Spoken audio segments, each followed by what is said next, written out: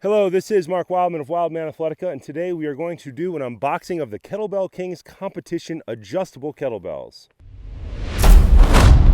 People have been asking me to take a look at these kettlebells for quite a while, and I finally got a hold of Kettlebell Kings, and they have agreed to send me some. These are a really good idea, and I really hope that they're as awesome as everybody tells me they are. To open, we are going to use our classic, original Randall Adventure Training RC6 with a tech lock on the back, and I have no idea who made that fire steel holder. I can't remember.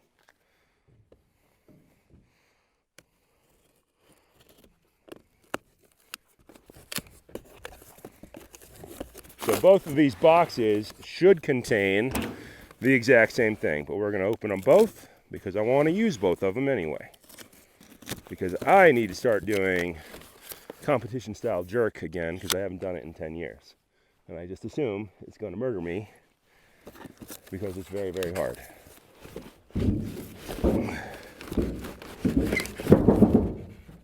Yeah. Okay. That is sexy.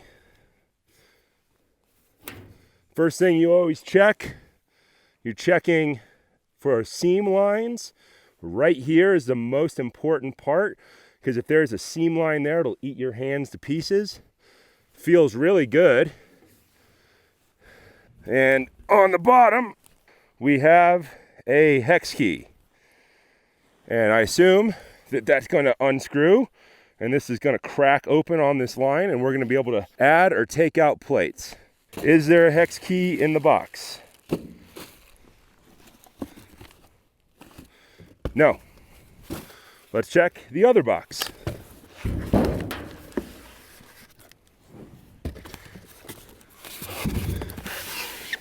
Good packaging, good and solid in case so it doesn't bounce around inside the box and destroy everything in sight, because these things tend to destroy everything in sight. Somebody's always going to complain about my knife technique. It's just inevitable. Ah, here we go. On the other box. There we go. There was a hex key in there and a series of tools. I just didn't look hard enough. So we have two tools, a big ass hex key and that. And we have a set of tools for both of them. Excellent. I just need to look harder in the box. There we go. Checked everywhere.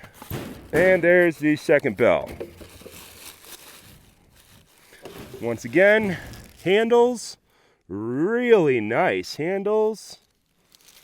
Really smooth, no high points.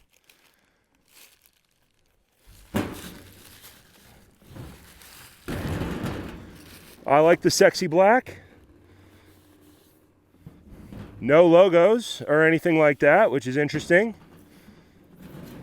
But sexy. I like those corners on those handles. Those are nice. And I like that handle. Feels like it might be just a little bit bigger than some of my other competition kettlebells. I don't know. We'll find out. So let's crack this bad boy open.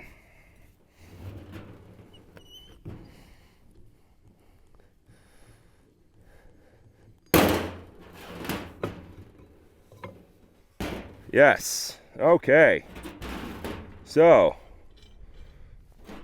this is what this tool is for. Tightening and loosening.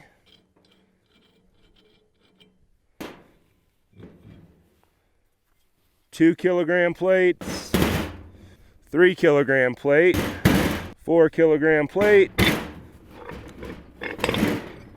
with no plates on the inside.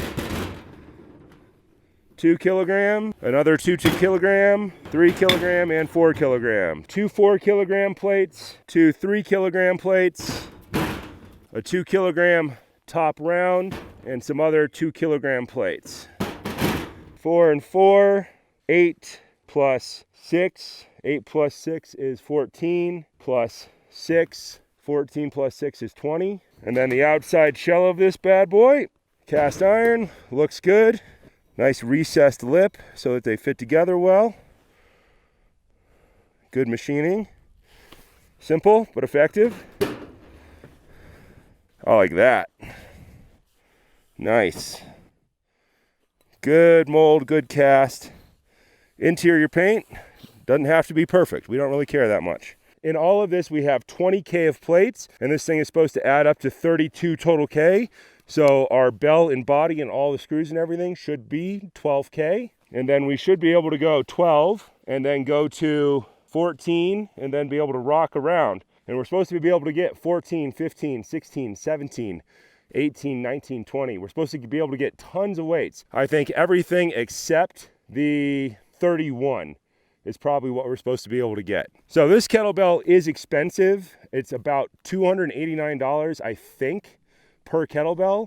But when you think about it, it's replacing a lot of kettlebells. And each one of those kettlebells costs minimum $100. The heavier the kettlebell gets, the more it costs. This is actually probably a huge, huge, huge money saver in the long run for people who are training. If you own a gym and you have plenty of space and you have to cycle through people very quickly, then these might not be the best option for you, because you need to be able to put them down and change weights quickly. Changing weights on this is not going to be fast. The same way changing weights on an 8X club is not going to be fast. You're going to be able to change weights, but you're probably going to do it just once at the beginning of the workout and then cycle through that whole workout with that weight. That's how I like to do it anyway. I don't still know of any good kettlebell product with good handle geometry that you can put down and change really quickly that has good handle geometry. I have seen some. I think the Bowflex you can put down and change quickly, but I haven't really played with it. But the handle geometry, just from a third-person perspective, does not look fantastic.